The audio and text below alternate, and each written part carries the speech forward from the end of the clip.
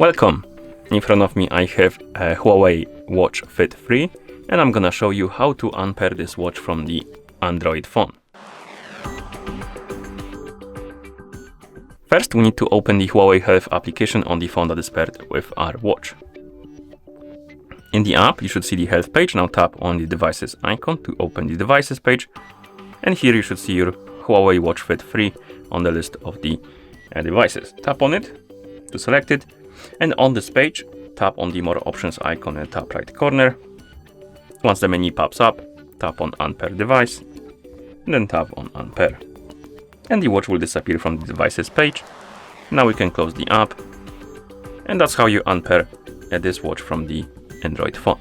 Thank you for watching. If you found this video helpful, please consider subscribing to our channel and leaving a like on the video.